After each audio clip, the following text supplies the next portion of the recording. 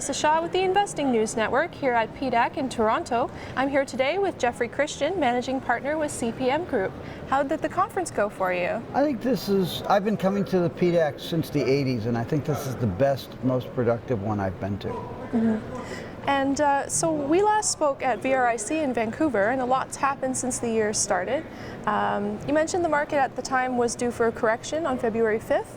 We kind of saw that happen with the Dow Jones, which experienced its largest drop in history. What can we expect for the rest of 2018 in terms of the market? Well, I think what you've seen since February, since we got together in January in Vancouver, I think what you're seeing is a transition in the financial markets. We've gone through an extended period of time of low interest rates, low volatility, steadily rising stock prices, and low volatility in the bond market, and relatively weaker commodity prices. And I think what you started to see with the stock market correction, which really started with rising interest rates, is a movement in a transition away from that long period of economic time to a period of more volatile stocks with downward exposure, more volatile bond prices with upside interest rate exposure, and probably stronger gold and silver prices, and an increased uncertainty about economic, financial stability, and political developments. And so we've seen the gold price also go higher after U.S. President Donald Trump's promise to place tariffs on aluminum and steel imports, raising fears of a trade war. What impact will those tariffs have on gold going forward? Well, I don't know that the tariffs themselves will have an impact, but they're part of a larger problem or a larger set of issues which are causing financial market. I mean, the financial market instability that we're starting to see relative to where we've been reflects uncertainty over U.S. Government policies, and it reflects a realization that the rest of the world is going to be far less cooperative with the U.S. and vice versa, government-wise, going forward. So I don't know that the tariffs themselves have a major effect, but what they do is they're a very strong signal that there are economic and political and financial problems ahead. And can you talk a little bit about those problems? Well, I mean, you know, you have we need a few days, but you have structural deficits in the United States, which just got much worse with gigantic tax cuts. You have a paralyzed government, which is more paralyzed than it has been over the last 20 years when it was paralyzed. You have a breakdown in international cooperation.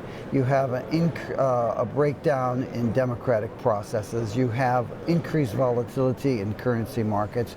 You're going to be needing the Treasury is going to need to sell bonds to raise $1.4 trillion, cover $1.4 trillion per year of structural deficits on an ongoing basis, just as the bond market is diversifying away from treasuries, so the demand for treasuries is declining, and the Fed wants to liquidate $1.9 trillion of its bond portfolio. So the demand for treasuries is going to be declining on a long-term basis, while the administration is quadrupling its need to sell treasuries. That spells higher interest rates. That spells lower stock prices, lower economic growth in a long-run basis, and a host of other problems. So it's a gigantic mess that has been brewing since 2008, 2009, and it's going to reach a boil at some point.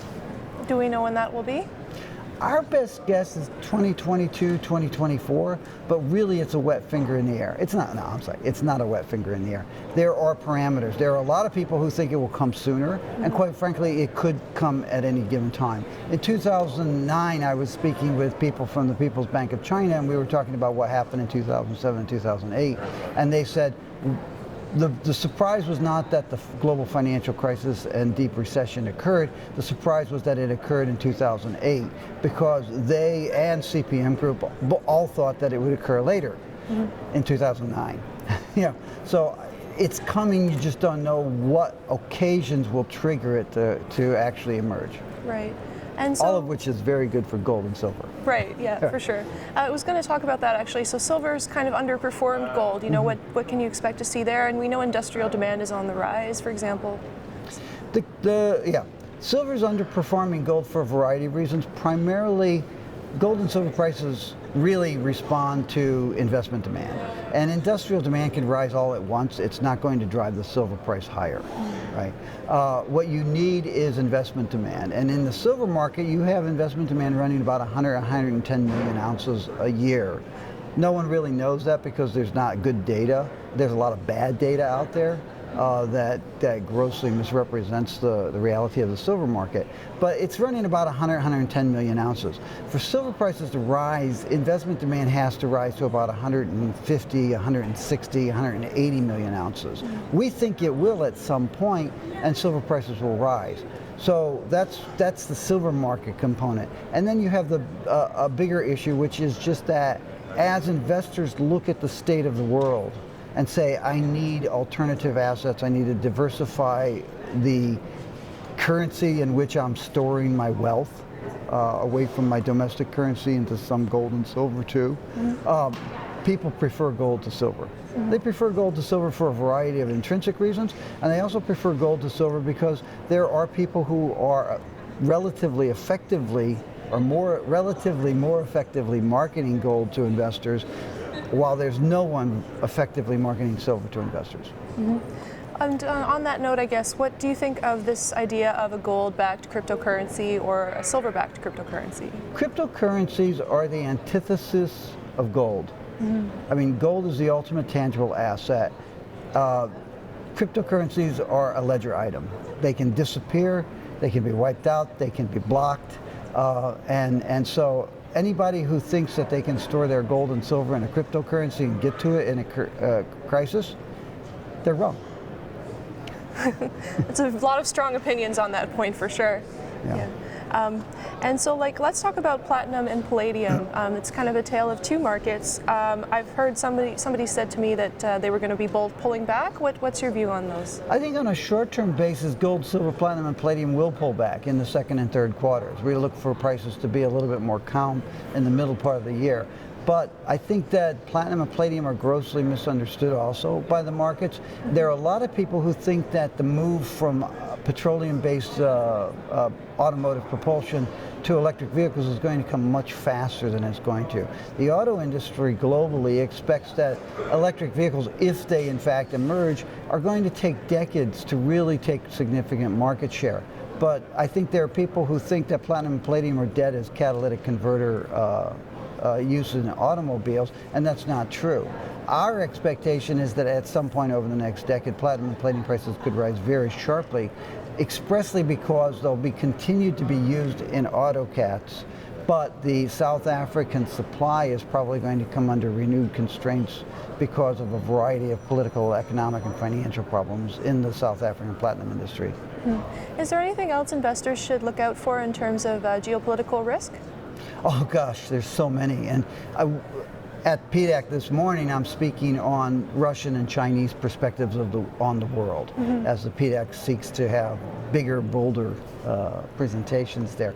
There are enormous international political issues that are brewing out there and that are gaining strength. The whole global system is up for redefinition, and it's not going to be redefined or resolved in any quick way. This is going to go on for decades, probably, and there's going to be a lot of resistance in various pockets. There's Europe, there's Russia, there's China, there's the entire Islamic world from Morocco to Indonesia, there's North America, the United States, there's the aging population in the industrialized economies, there's this massive surplus of labor, manufacturing capacity, commercial capacity, commercial real estate, and retail capacity that suggests that the growth economically going forward is going to be severely constrained compared to what governments think. And is there anything else you'd like to add? I think we've covered a lot. I mean, just following on that last thing, I mean, it's not that governments think that growth is going to be faster than it's really going to be. I think a lot of government leaders are fully aware of the long-term economic problems they're facing. They just don't know how to resolve them. And one of the problems you find, and you see it particularly in the Trump administration with the $1.4 trillion things, is they keep thinking that they can grow themselves out of this slow growth period. And what they have to do is they have to realize there are structural changes in the demographics of their countries. And what they need to do is tailor their fiscal policies to match the aging demographics and shifting in the labor market, rather than say, well, if we can grow this thing at 3% or 4%, which they probably can't on a sustained basis, then we can grow our way out of this. And you're seeing the Japanese government and a couple other smaller country governments do that and start to say, look, we have to pay attention to the demographic and labor economics of our country. We have to start running our government as if the growth rate will be, in the case of Japan, 1 or 1.3%, not 2 or 2.5%. Great. Thank you so much, Jeffrey. And I'm Melissa Shaw with the Investing News Network, and we're here at PDAC.